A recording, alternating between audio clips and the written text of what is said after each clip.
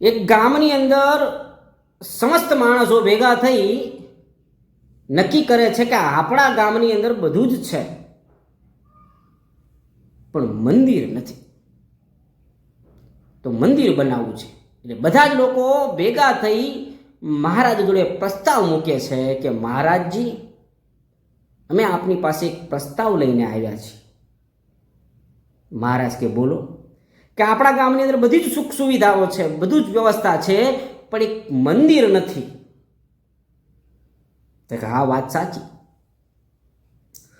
તો ગામમાં એક મંદિર બનવું જોઈએ સારું.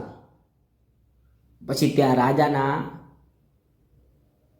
વ્યવસ્થાપનથી, રાજાના કહેવાથી ગામની અંદર મંદિર બનાવવાનું, માતાજીનું મંદિર બનાવવાનું નક્કી કર્યું. બધા જ લોકોએ અલગ અલગ વ્યવસ્થા કરી કે આ વિભાગ આ લોકો સંભાળશે, આ વિભાગ આ લોકો સંભાળશે, આ લોકો આ વિભાગ આ લાવશે, પાણીની વ્યવસ્થા આ લોકો કરશે. તમામ ગામના લોકો માણસો ભેગા થઈ મંદિર બનાવવાનું શરૂ કરે છે. મંદિર બનાવવાની બધી વ્યવસ્થા થઈ ગઈ, દરેક વિભાગમાં કામ વહેંચાઈ ગયું, પણ એક મૂંઝવણ ઊભી થઈ કે રાજા મહારાજજી, આપણે મંદિર તો બનાવીએ છીએ પણ માતાજીની મૂર્તિ ક્યાંથી લાવશું, કોણ બનાવશે? માતાજીની મૂર્તિ ક્યાંથી લાવશું, કોણ બનાવશે? એ પ્રશ્ન ઊભો થયો. ત્યાં એક માણસ બોલ્યો કે આપણા ગામના સીમાડાની અંદર એક માણસ કલાકાર છે, કારીગર છે, અને એ મૂર્તિ બનાવે છે. જો એને આપણે કહીએ તો માતાજીની મૂર્તિ અવશ્ય બનાવી દેશે. રાજાએ કીધું કે હા, વાંધો નહીં, કે ચલો આપણે કલાકારને મળવા જઈએ. એટલે રાજા પોતાના 4-5 સાથી મિત્રો છે એ કલાકાર જોડે, જે મૂર્તિનો બનાવનાર છે, એની પાસે જાય છે. નાનકડી ઝૂંપડી છે અને એમ કહેવાય કે ગરીબડો પોશાક પહેર્યો છે અને એ માણસ એક નર્તકીની મૂર્તિ બનાવી રહ્યો છે. અલગ અલગ મૂર્તિઓ, તમામ એના ઘરની આગળ મૂર્તિઓ પડી છે. અને રાજા ત્યાં આવે છે. રાજાને જોઈને માણસ ચકિત થાય કે મહારાજ, તમે પધાર્યા, શું કામ પડ્યું મારું? રાજા કહે કે આપણા ગામની અંદર એક મંદિર બને છે અને તારે એક માતાજીની મૂર્તિ બનાવી આપવાની છે. કારીગરે કીધું કે હા મહારાજ, હું માતાજીની મૂર્તિ બનાવું પણ મને થોડો સમય આપો. હું માતાજીની મૂર્તિ બનાવું પણ મને થોડોક સમય આપો.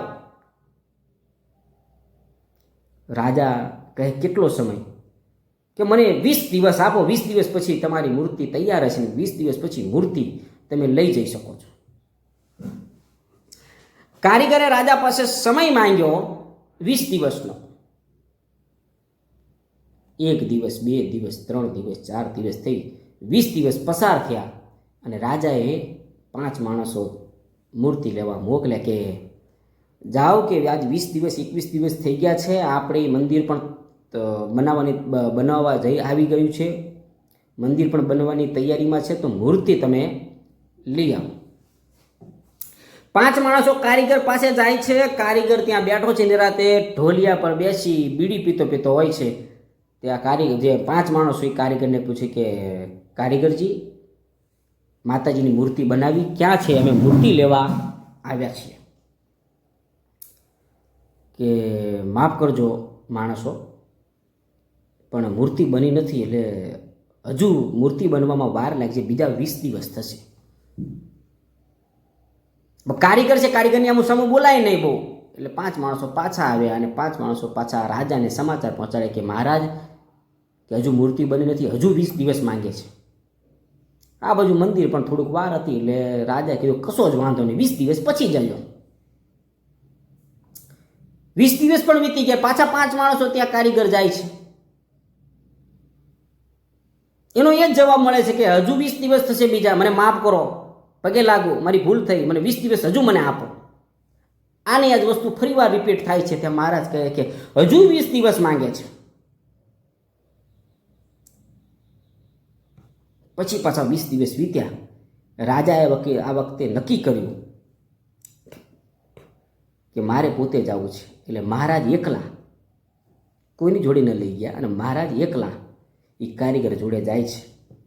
21નો દિવસ, કારીગર બેઠો છે, આ બાજુ મહારાજ આવે છે. મહારાજને પ્રવેશ થતો મહારાજ તરત જ એ કારીગર ઊભો થઈ જાય, મહારાજને પ્રણામ કરે છે. પ્રણામ મહારાજ, કે માતાજીની મૂર્તિ તૈયાર થઈ? કે હા મહારાજ, તૈયાર થઈ જાય છે, અંદર પડી છે. જ્યારે તમારે જરૂર હોય, મંદિર બની જવા આવ્યું હોય, જ્યારે તમારે પ્રતિષ્ઠા કરવાનો સમય આવી જાય ત્યારે આ મૂર્તિ લઈ જજો. મહારાજને કીધું કારીગરે કે મૂર્તિ તૈયાર થઈ ગઈ. મહારાજનો જે ક્રોધ હતો એ શાંત થયો, પણ મગજમાં એક પ્રશ્ન ઘૂમતો હતો. કારીગર, એક વાત કહું તને, કે શું? મૂર્તિ બનાવવામાં 20 દિવસ એવું તમે કેમ આટલા બધા દિવસ થયા? મૂર્તિમાં તો તમે ઘડીકમાં બનાવી શકો, કેમ આટલા બધા દિવસ થયા? હવે આખા વાર્તાનો સાર આ વાતમાં છે. મહારાજ પૂછે છે કે આટલા બધા દિવસો શું કામ? ત્યાં કારીગર જવાબ આપે છે કે મહારાજ, મને માફ કરજો, પણ હું જે સત્ય વસ્તુ તમને કહું કે અત્યાર સુધી જે મેં મૂર્તિ બનાવી છે, નર્તકીની મૂર્તિ બનાવી છે, નાચગાન કરવાવાળાની મૂર્તિ બનાવી છે, નૃત્ય કરવાવાળાની મૂર્તિ બનાવી છે, સ્ત્રીઓની અંદર નર્તકી કરવાવાળાની જ્યારે હું મૂર્તિ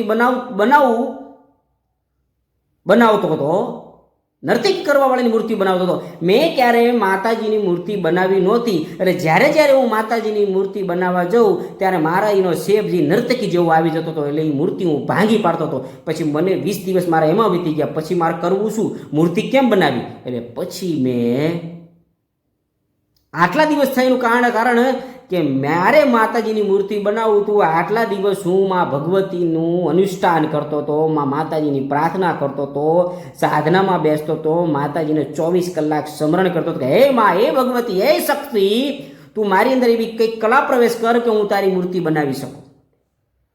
એટલે અત્યાર સુધીમાં જે મેં દિવસો માંગ્યા, હું મારા અનુષ્ઠાનના દિવસો હતા. બાકી મૂર્તિ તો હું 2 દિવસમાં બનાવી દઉં, પણ મેં ક્યારે માતાજીની મૂર્તિ બનાવી નહોતી, મેં ક્યારે ભગવતીની મૂર્તિ બનાવી નથી. એટલે મારી અંદર જ્યારે હું મૂર્તિ બનાવવા દઉં તો નર્તકીનો શેપ આવી જતો હતો.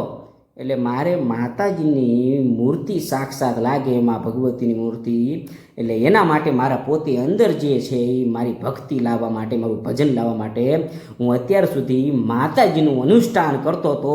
હવે અનુષ્ઠાન કર્યા પછી મને એવું લાગ્યું કે હવે મારામાં મારે મને શક્તિ આપી છે, એટલે માએ મને શક્તિ આપી, અને મૂર્તિ આપોઆપીની શક્તિથી બની જાય. એટલે માએ મને જે શક્તિ આપી પછી આપોઆપ મૂર્તિ બની ગઈ, અને તમારી મૂર્તિ તૈયાર છે.